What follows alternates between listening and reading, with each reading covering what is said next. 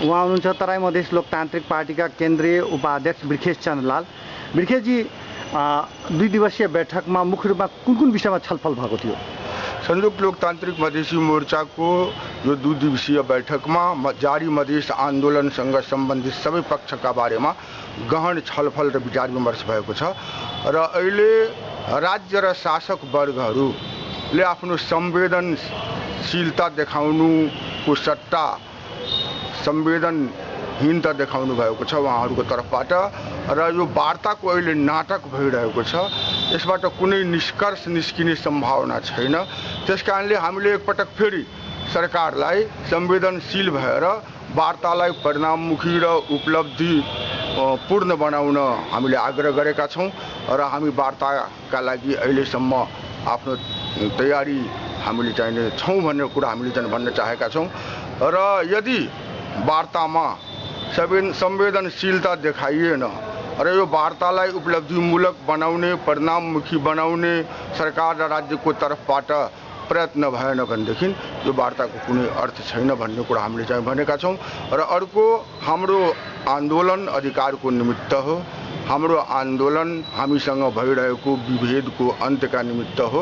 त्यसकारणले यो आन्दोलन हाम्रो एजेन्डाको सम्बोधन नहुन्जेलसम्म जारी रहने निर्णय गरेका छौँ र खास गरेर जुन रूपमा मोर्चाले हार्डलाइनर जाने हो जस्ता कुराहरू आइरहेको थियो, तर त्यही पहिला जस्तै चाहिँ आन्दोलनलाई निरन्तरता जस्ता कुराहरू मात्रै गरेको छ, के भन्नुहुन्छ?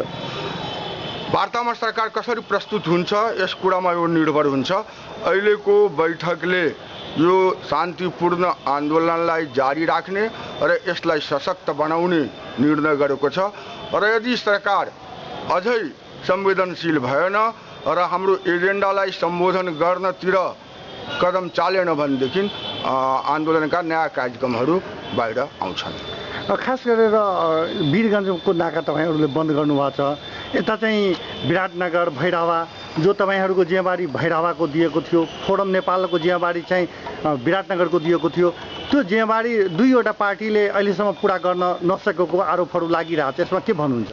यी आरोपहरू बिल्कुल गलत छन् र यो मधेस आन्दोलन र संयुक्त लोकतान्त्रिक मधेसी मोर्चामा फुट ल्याउनका निमित्त खसवादी मिडियाहरूबाट प्रचार गरिएको हो।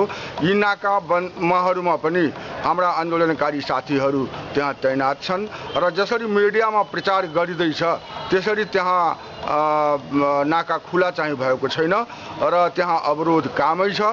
भविष्यमा अझ मजबुतीका साथ आन्दोलनकारीहरूले नाकाबन्दीलाई मजबुत गर्नेछन्।